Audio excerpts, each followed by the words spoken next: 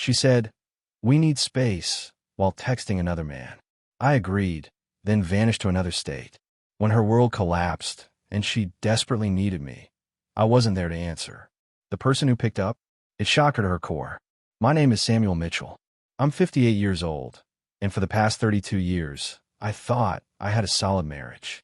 I own Mitchell's Auto Repair in Phoenix, Arizona, built it from nothing but a beat-up garage and a toolbox my father left me. Heather and I raised our son James there, watching him grow up between oil changes and brake jobs. Life felt predictable, stable, like a well-tuned V8 engine. But engines break down when you ignore the warning signs. It started small. Heather began spending more time on her lifestyle blog, something she called Desert Rose Living. She'd always been creative, taking photos of our backyard cacti and writing about Southwestern decorating. I supported it, even built her a home office with custom shelving. The blog grew, and with it, her confidence. She started attending blogging conferences, networking events, weekend workshops in Scottsdale. That's where she met Brad Marsh. Brad owned a digital marketing company, one of those smooth-talking guys who wore expensive polo shirts and drove a leased BMW. He began commenting on Heather's posts, offering to help her monetize her brand. Soon he was texting her about business opportunities, sending articles about influencer marketing, suggesting coffee meetings to discuss strategies. I wasn't suspicious at first. Business is business, right? But then I noticed how her phone was always face down during dinner, how she'd step outside to take certain calls, claiming they were collaborative brainstorming sessions. Her laptop became password protected. She started buying new clothes, saying she needed to look professional for video content. The real red flag came during James's birthday party last month. Our whole family was there, including our daughter-in-law Sophia and our 8-year-old grandson Jack. While I was grilling burgers, I saw Heather in the corner of the yard, typing furiously on her phone, smiling in a way that made my gut twist. When I approached, she quickly switched to her camera app, pretending to take photos of the desert sunset. Later that evening, after everyone left, I was cleaning up when her phone buzzed on the counter. The preview showed a text from Brad. "Can't wait to see you tomorrow. Our secret project is going to change everything." I didn't confront her. Instead, I did what any smart mechanic does when something feels off. I started paying attention to the details. The mileage on her car didn't match her claimed destinations. Credit card statements showed lunch charges at restaurants she'd never mentioned. Her browser history, when I could glimpse it, included searches for how to rebuild your life after 50 and signs you've outgrown your marriage. That's when I realized I wasn't dealing with a temporary phase or midlife crisis. This was systematic, calculated. She was building an exit strategy, and I was the last to know. But here's the thing about mechanics. We're good at taking things apart and putting them back together. And sometimes, when something's too broken to fix, you salvage what's worth keeping and let the rest go to the scrapyard. I just didn't know yet that I'd be the one doing the scrapping. The first piece of hard evidence fell into my lap by accident. I was fixing Heather's car, a routine oil change she'd been putting off for weeks. When I popped the hood, I found something that made my blood run cold. A folded receipt wedged between the battery and the frame, probably blown there by the engine fan. It was from a Phoenician resort. 2 dinners, 2 glasses of wine, total bill $127. Dated 3 weeks ago, a Tuesday when Heather claimed she was attending a blogger meetup at a local coffee shop. The receipt was signed, and the signature wasn't hers. It was Brad's. I stood there in my garage, grease on my hands, staring at that piece of paper like it was a death certificate. In a way, it was the death of whatever trust we had left. I'd been married to this woman for over 3 decades, and she was having dinner dates with another man while lying to my face about it. My first instinct was to confront her immediately, wave that receipt in her face, and demand answers. But 30 years of marriage had taught me something about Heather. She was quick with excuses, quicker with tears, and fastest of all with turning herself into the victim. If I came at her with accusations, she'd find a way to make me the bad guy for spying on her. So I did what any smart mechanic does when diagnosing a problem. I gathered more data. I started paying closer attention to the details. Her phone was always charging in the kitchen now, never upstairs where I might glance at it. She developed new habits, longer showers, expensive perfume I'd never seen before, a sudden interest in working out at the gym. When I asked about her day, Her answers became vague, rehearsed, like she practiced them. The breakthrough came when I was cleaning out her home office. Heather was at another business meeting, her third this week. While organizing some old tax documents, I accidentally knocked over a backup laptop, the one she rarely used. When it hit the floor, it opened to a browser page she'd forgotten to close. It was a private messaging app I'd never heard of. The conversation thread at the top was with BM, Brad Marsh. My hands shook as I scrolled through months of messages. What I found made me sick to my stomach. They weren't just discussing business. They were discussing us, Heather and me. She was complaining about our boring routine, calling me predictable and set in my ways.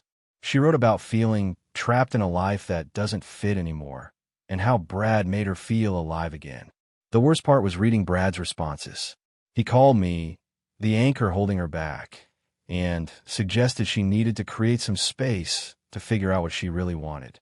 He even joked that guys like me were too comfortable to change, and would probably just accept whatever she decided. That last comment hit me like a wrench to the gut. Too comfortable to change? They thought I was some pushover who'd just roll over and accept being discarded after 32 years. I screenshot everything and uploaded it to a secure cloud account. Then I closed the laptop and put it back exactly where it was, acting like nothing had happened when Heather came home 2 hours later. She walked in glowing, humming some song under her breath, and kissed my cheek like she always did. "How was your meeting?" I asked, my voice steady. "Oh, she said, already heading toward the shower. "Same old business stuff. Brad thinks we can really expand the blog's reach." "I bet he does," I thought. I just nodded and smiled, playing the role of the comfortable, predictable husband they thought I was. But they had no idea what this predictable husband was planning. Knowledge is power, but applied knowledge is control. Once I had proof of Heather's affair, I didn't waste time on self-pity or rage. I channeled that energy into strategic planning. My first stop was the bank. I'd been handling our finances for 30 years, but Heather had never paid attention to the details. She knew we had joint accounts, but she didn't know about the business accounts, the investment portfolios, or the property holdings I'd accumulated through careful planning and hard work. I met with our financial advisor, Tom Bradley, a guy I'd known since high school. Tom had helped me structure everything to minimize taxes and maximize growth. Now I needed his help for a different kind of protection. "Tom," I said, sliding the printed screenshots across his desk, "I need to restructure some things. My marriage is about to get complicated." Tom read through the messages, his expression growing grimmer with each page.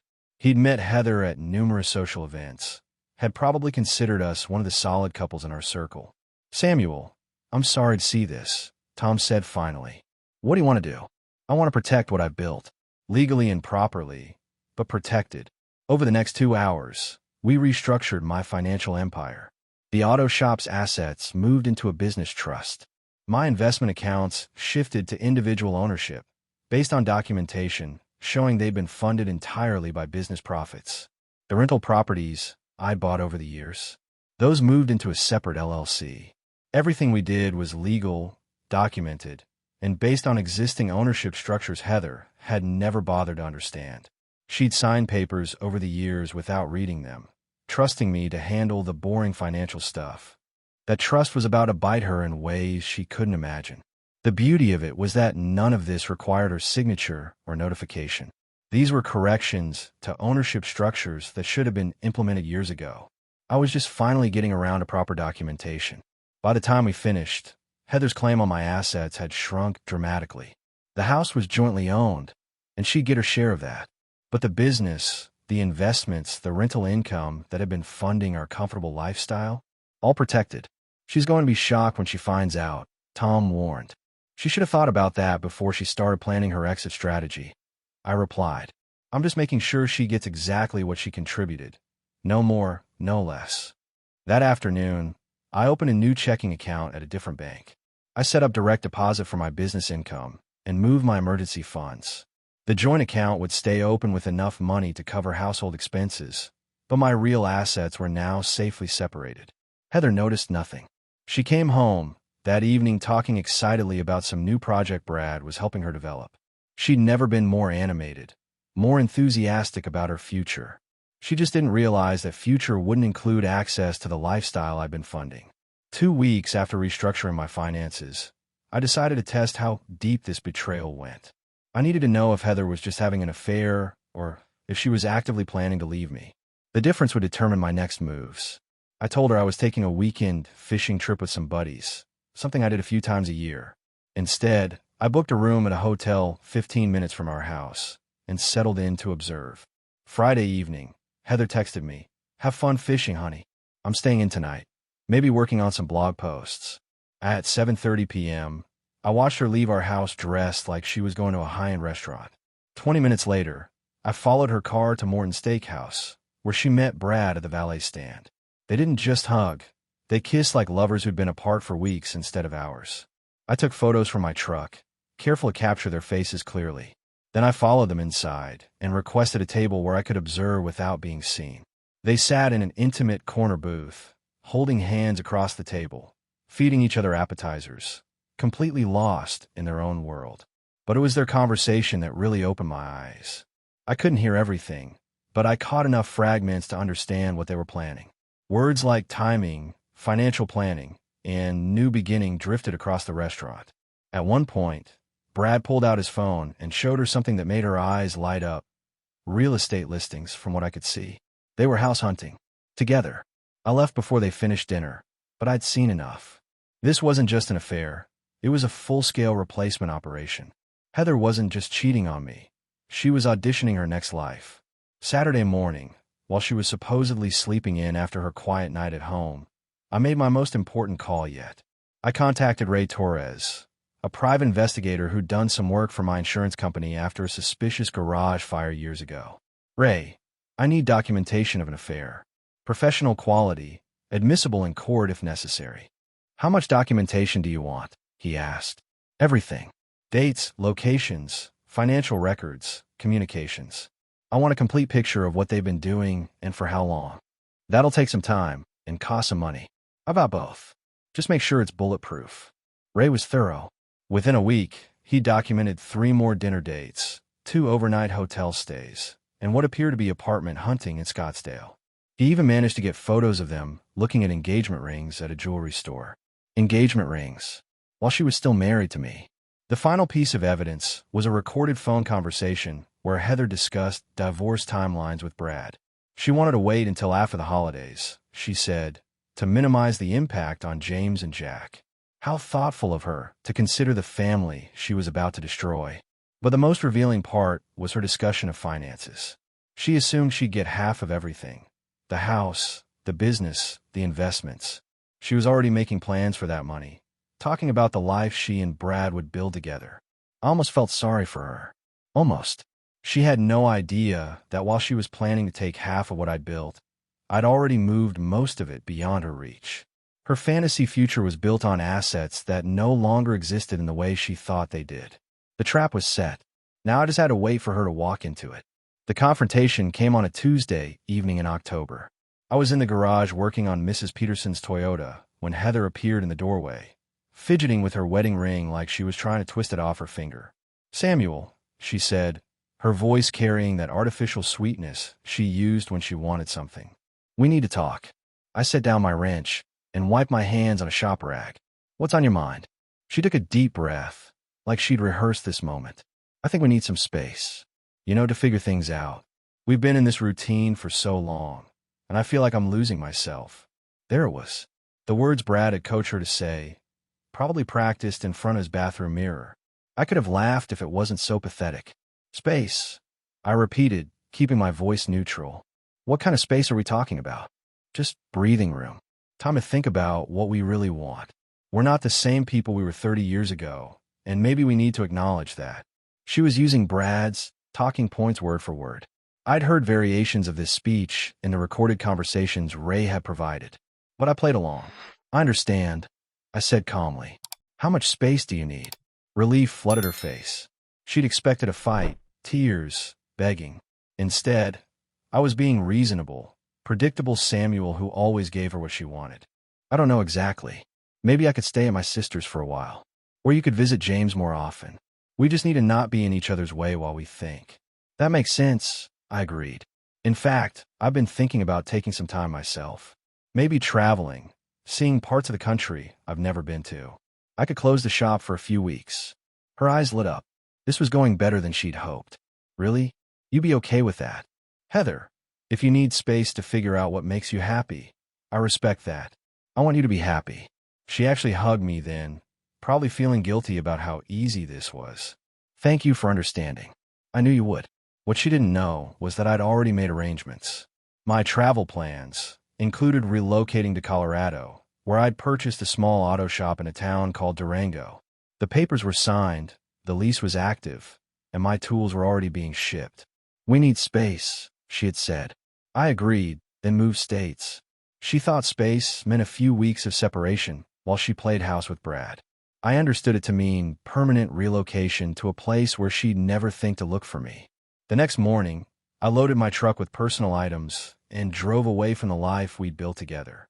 Heather was at Brad's, probably celebrating her successful manipulation of her predictable husband. She had no idea she'd just made the biggest mistake of her life. Colorado suited me better than I'd expected. Durango was a mountain town where people minded their own business and judged you by your work ethic rather than your personal drama. Mitchell's Auto Repair became Harper's Garage, and within a month, I had a steady stream of customers who appreciated honest work at fair prices. I changed my phone number, closed my social media accounts, and established new banking relationships. As far as anyone in Phoenix knew, Samuel Mitchell had simply vanished. The only person who knew my real location was James, and I'd made him promise to keep it confidential. "Dad, what's really going on?" he'd asked when I called to explain my sudden departure. "Your mother needed space to figure out her life. I'm giving her all the space she wants." James was smart enough to read between the lines. "Dad, is Mom seeing someone else?" I paused, considering how much to reveal. "Son, your mother is making choices that don't include our family. I'm making choices that protect what's left of my dignity and my future." He understood. "Whatever you need, Dad. I support you." 3 weeks into my new life, Ruth Hansen had her stroke. Heather's mother collapsed at her assisted living facility on a Thursday afternoon.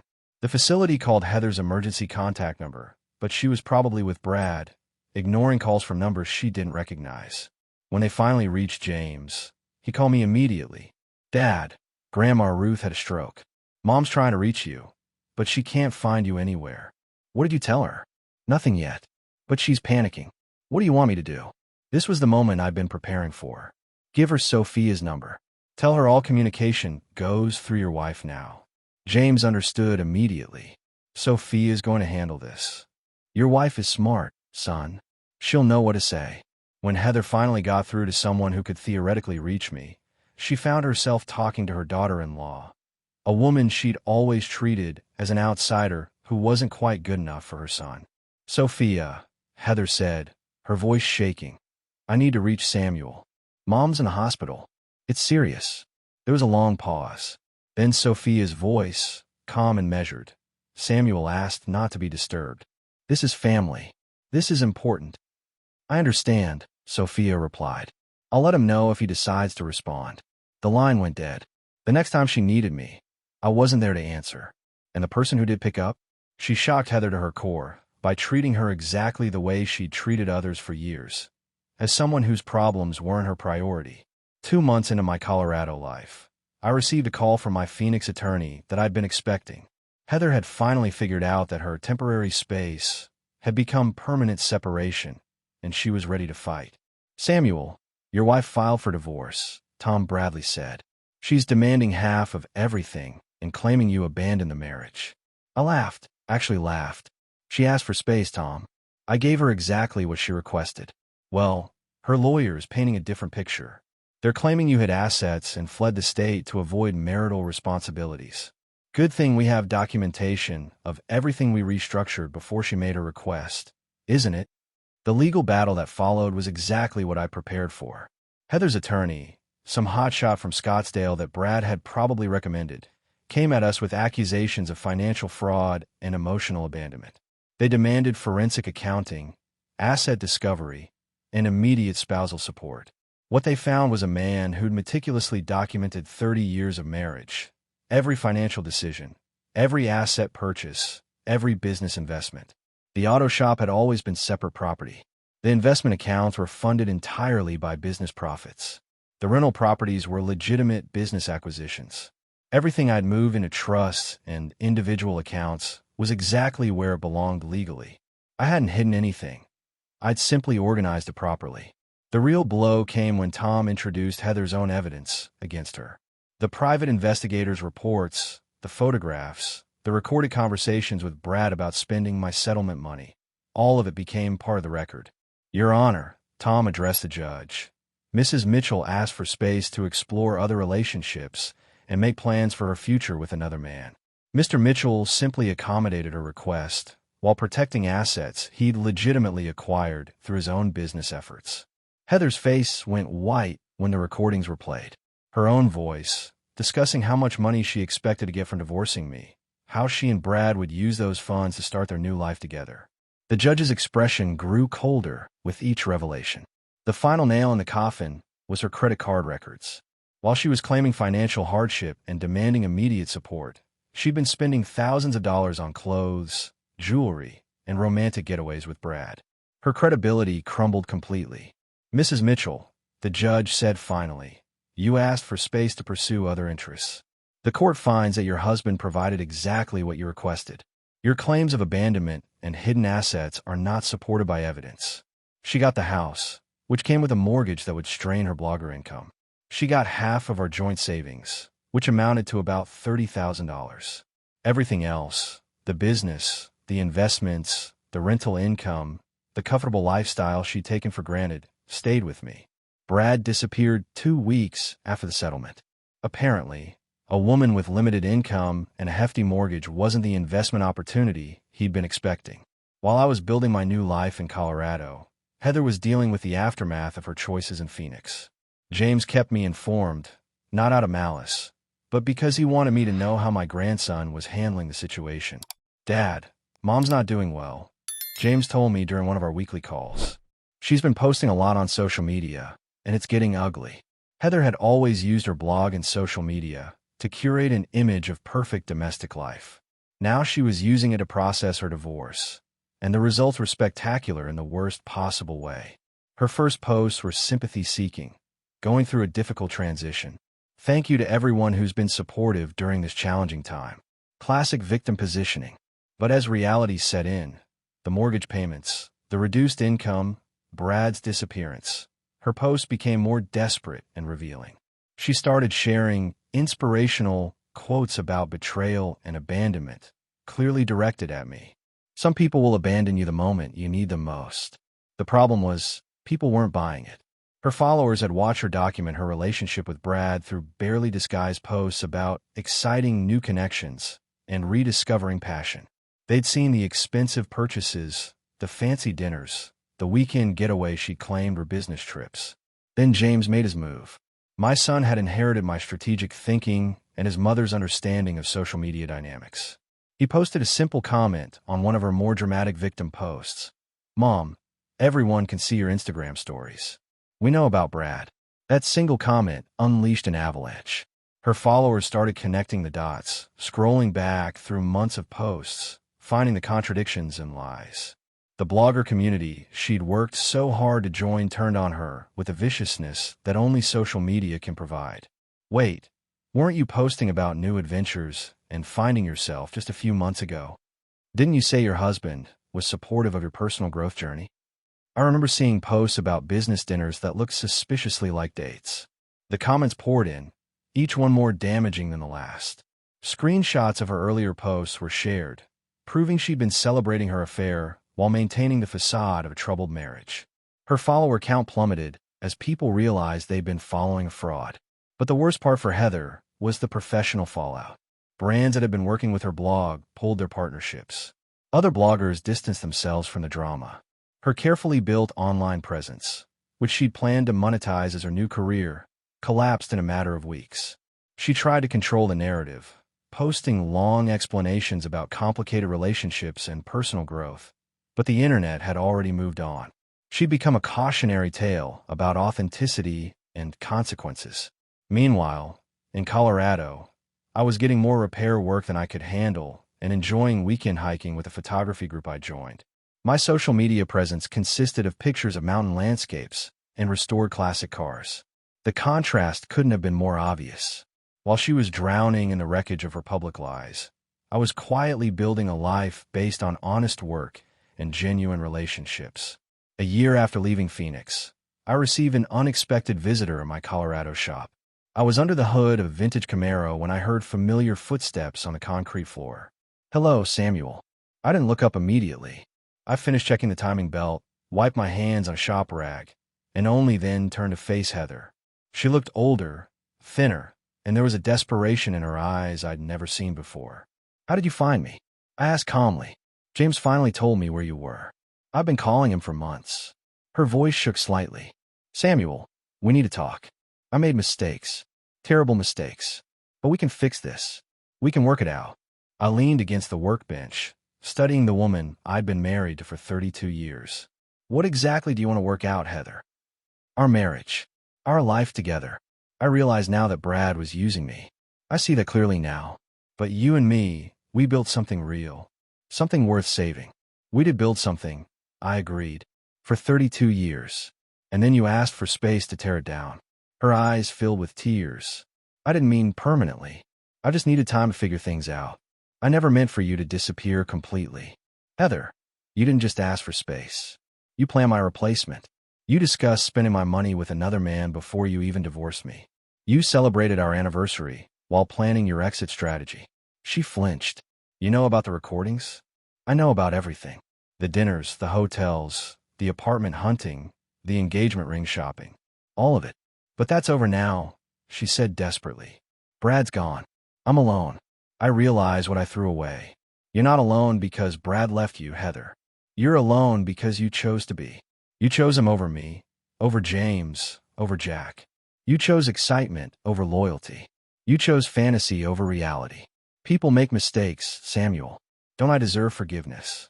I studied her face, looking for any sign of genuine remorse rather than just regret over consequences. "Forgiveness isn't the same thing as restoration, Heather. I can forgive you for what you did to our marriage, but I won't rebuild what you deliberately destroyed. So that's it. 32 years mean nothing. They meant everything to me. That's why your betrayal hurts so much. But I'm not the same man who let you walk all over him for years. That man is gone." She tried several more approaches, tears, anger, promises, guilt, but I remained unmoved. Finally, she played her last card. "What about Jack? Don't you want to be in your grandson's life?" "I see Jack every month, Heather. He flies out here with James. We go fishing, hiking, camping. He loves Colorado. The difference is, now he sees his grandfather as a strong man who respects himself, not someone who accepts disrespect for the sake of keeping peace." Her face crumbled when she realized that even her final leverage was gone. I'd rebuilt my relationship with my family on my own terms, without her mediation or control. "I'm sorry, Samuel," she whispered. "I'm truly sorry. I believe you are. But sorry doesn't undo choices, and it doesn't rebuild trust. You wanted space to find yourself. I hope you eventually do." She left without another word. I never saw her again. 2 years after that final conversation with Heather, I was sitting on the porch of my cabin outside Durango, watching the sunset paint the mountains gold and purple. Jack, now 10 years old, was beside me, carefully organizing his fishing tackle for tomorrow's trip to the river. "Grandpa," he said, holding up a particularly colorful lure, "do you think this one will work on the big trout?" "Might," I said, ruffling his hair. "But the secret isn't the lure, buddy. It's patience and knowing where to cast your line." James and Sophia had driven out for another visit, bringing news from Phoenix. They'd sold the house. Heather couldn't afford the mortgage payments and had moved into a small apartment. She was working part-time at a local retail store, her blogging dreams having collapsed along with her credibility. "She asks about you sometimes," James had told me earlier. "Wonders how you're doing." "How am I doing?" I'd replied. "I'm doing exactly what I'm supposed to be doing." And I was. Harper's Garage had become the go-to repair shop for classic cars throughout southwestern Colorado. I had a waiting list 3 months long and was training 2 apprentices who reminded me of myself at that age. Hungry to learn, respectful of craftsmanship, understanding that good work speaks for itself. I bought 20 acres in the mountains, built a small cabin with my own hands, and created a life that fit exactly who I was meant to be. No compromises, no walking on eggshells, no enabling someone else's selfish behavior. Jack looked up from his tackle box. "Grandpa, are you ever lonely?" It was an insightful question from a 10-year-old. "No, buddy. There's a difference between being alone and being lonely. I'm alone by choice, but I'm not lonely. I've got you, your dad, your mom, my work, my mountains. I've got everything that matters." "What about Grandma Heather? What about her? Do you miss her?" I considered the question carefully. I missed the woman I thought she was for 32 years. But that woman was mostly my imagination. The real Heather made choices that took her out of our family. That was her decision, not mine. "But you're happier now, right?" "Much happier. Because I'm living honestly now. No pretending. No making excuses for other people's bad behavior. No sacrificing my self-respect to keep peace." As darkness settled over the mountains, James and Sophia came out to join us on the porch. We talked about Jack's school projects, Sophia's new job, James's promotion. Normal family conversations, but peaceful ones, built on mutual respect and genuine affection. Later, after everyone had gone to bed, I sat alone under the stars, thinking about the journey that had brought me here. Heather had asked for space, thinking it would give her room to manage 2 men and 2 lives simultaneously. Instead, it had given me room to rediscover who I was without her manipulation and control. She'd wanted space to find herself. I found myself instead. The mountain air was clean and cold, carrying the scent of pine and the promise of winter. Tomorrow, Jack and I would fish the river, and I'd teach him about patience, persistence, and the satisfaction of doing things right. These were the lessons that mattered, not the drama of betrayal and revenge, but the quiet strength that comes from living with integrity and surrounding yourself with people who value what you value. I'd build a good life from the rubble of a bad marriage, and this foundation would last.